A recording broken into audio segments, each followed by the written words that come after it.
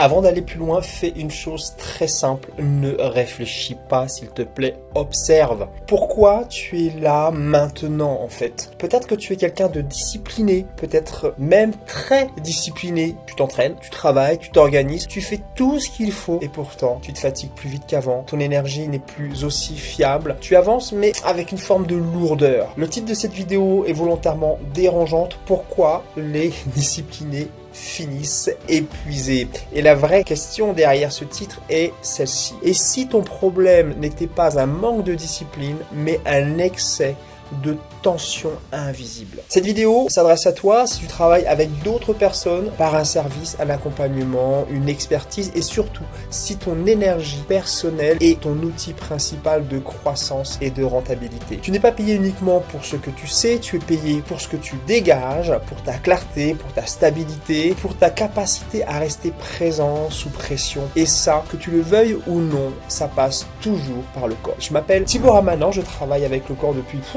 vraiment un bail, ça fait plus de 25 ans, j'ai accompagné plus de 500 personnes, que ce soit des entrepreneurs, des dirigeants, des coachs, des sportifs de niveau. J'ai aussi travaillé avec des organisations comme HEC, Microsoft, les Galeries Lafayette et c'est ce que je vais te partager aujourd'hui. Ce n'est vraiment pas de la théorie, c'est vraiment un système que j'utilise moi-même encore aujourd'hui pour performer. Et oui, je suis encore un athlète à haut niveau en kettlebell sport. Je m'entraîne également intensément et bien sûr, dans cette fréquence-là, je suis là pour accompagner. Je t'avoue aussi que j'ai un âge physiologique estimé à environ 12 ans inférieur de moi que mon âge réel. Et ça, c'est pas grâce à un secret, c'est grâce à une méthode miracle, mais plutôt grâce à un changement radical de point d'appui. Si ce que je te dis te dérange un peu, eh bien c'est normal. Les personnes disciplinées ont une identité qui est forte. Elles se définissent par l'effort, la constance, la capacité à tenir. La discipline les a construits. Elle les a souvent aussi sauvés. Elle leur a permis de réussir. Alors, entendre que la discipline peut devenir un problème, ça touche quelque chose de profond. Parce que ce qui t'a sauvé à un moment peut devenir ce qui t'épuise aujourd'hui.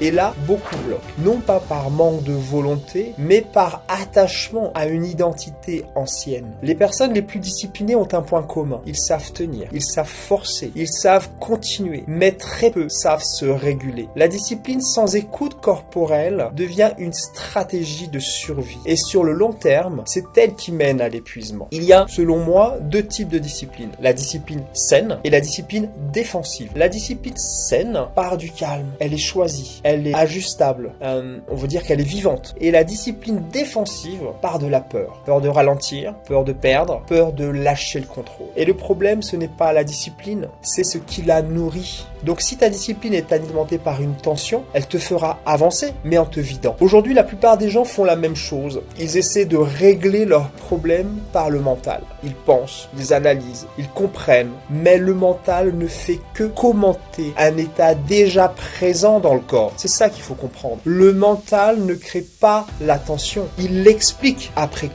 Donc quand tu restes dans la tête, tu réfléchis pour t'occuper, tu comprends sans transformer et tu avances clairement sans sentir. Le mental devient comme un hamster dans sa roue, tu vois, il tourne pour survivre et pas pour écouter. Donc ce qu'il faut comprendre, c'est que le mental arrive toujours après. Lui, le mental, il justifie, il rationalise, il explique ce que le corps a déjà décidé. Ça, c'est hyper important. Si ton corps est tendu, ton mental trouvera toujours des bonnes raisons pour continuer. C'est pour ça que comprendre ne suffit jamais. Tant que l'état corporel ne change pas, la trajectoire reste la même. Récemment, j'écoutais un podcast sur l'amour fusionnel. Discours intelligent, bien construit, séduisant, vraiment top. Mais le corps de la personne ne disait rien. Pas de densité, pas de présence, pas de vécu. Bref, c'était un penseur, un philosophe. Très intéressant, Et ça, c'est exactement ce que font beaucoup de disciplinés. Penser la vie au lieu de l'habiter.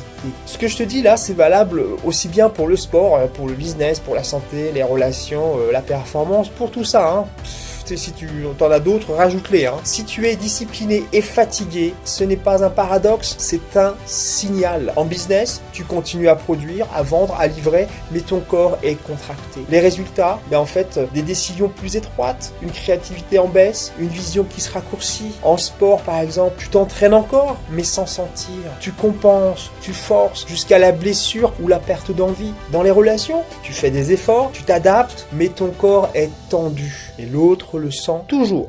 Donc le point commun de tout ça, c'est l'état corporel de départ, tout simplement. Si aujourd'hui ta condition physique stagne, si ton chiffre d'affaires plafonne, tes relations deviennent lourdes, eh bien ce n'est pas un problème de stratégie, c'est un problème d'état intérieur corporel. Une émotion n'est pas une idée, c'est une tension, c'est une crispation, c'est une contraction, et c'est depuis cet état que tu décides, que tu communiques, que tu agis. Donc là, maintenant, on va faire un test très simple, vraiment. Fais-moi confiance, très simple, c'est facile. Donc ne ferme pas les yeux, ne respire pas autrement, pose-toi juste cette question. Ton corps est-il plutôt en expansion ou en contraction? Observe tes épaules, ton ventre, ta mâchoire, ta respiration. Ce que tu ressens là est exactement l'état depuis lequel tu travailles, tu décides et tu avances. Et si tu ne ressens rien, eh ben c'est pire encore pour toi, parce que tu n'as pas d'indicateur. Reconnecte-toi à ton corps. D'origine, le calme, c'est vraiment ce que j'affectionne. Le calme n'est pas du repos, c'est une compétence corporelle. C'est un état qui coupe les réactions automatiques, qui supprime la surcompensation, qui stabilise l'énergie. Donc tu vois, le calme, c'est vraiment quelque chose de très puissant. Les disciplinés font toujours la même erreur. Ils essaient de changer l'extérieur avant de stabiliser l'intérieur. Ils contrôlent, ils serrent, ils tiennent et ils appellent ça de la performance. Tout part de l'intérieur du corps. Le corps, lui, est le premier maillon de ce qui se matérialise dans ta vie. Le corps est le premier maillon de ce qui se matérialise dans ta vie. Donc c'est ça qui est très important à retenir.